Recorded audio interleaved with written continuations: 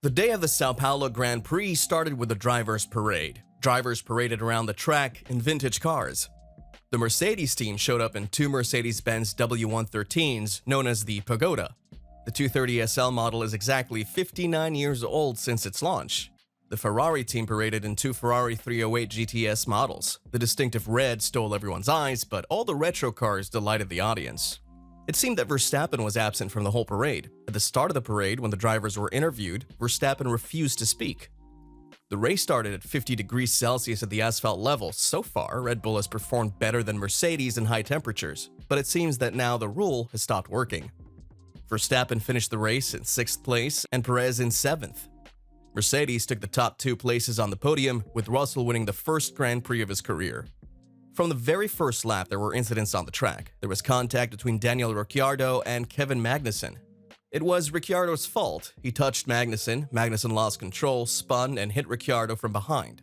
Both drivers went off the track and out of the race. The yellow flag was raised and the safety car appeared on track. Max Verstappen intentionally caused a collision with Hamilton's car. In a succession of corners on lap 7, Verstappen took the first corner on the outside and the second on the inside. In the second corner, he touched Hamilton, hoping to make him lose control of the car. "That was no racing incident, mate," Hamilton told the team through his helmet. Hamilton righted the car and stayed on the track. Both cars were damaged at the front. Verstappen was given a 5-second penalty, which he served at the pit stop. Verstappen's behavior was not unexpected. It's the end of the season and he's thirsty for wins and points. He's just fighting dirty to achieve his goals. Right after the Red Bull-Mercedes incident, there was also contact between Lando Norris and Charles Leclerc.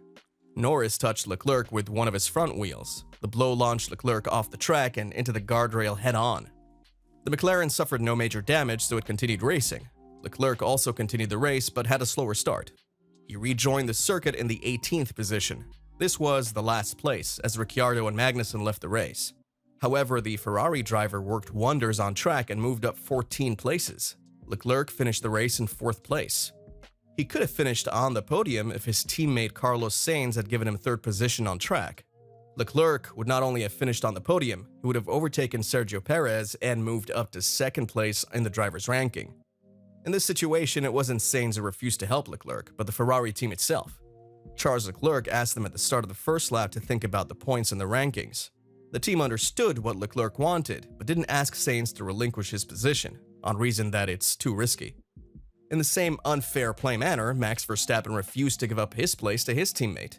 The Red Bull team asked Verstappen to give up his seat, but he countered by saying he would not grant them such wishes. Verstappen leads the driver's standings with 429 points, well ahead of the 2nd place position of just 290 points. From this point of view, the Dutchman could give up the seat to Perez to break the tie with Leclerc, but that didn't happen. On lap 52, Lando Norris stopped at the side of the track and announced through his helmet, "I lost power." Apparently, his engine had failed. At that point, the race was over for him. This meant that no McLaren car was able to finish the race. Maybe they'll have better luck in Abu Dhabi. If you want to be a P1 in Formula 1 news, subscribe to our channel. And thank you for watching.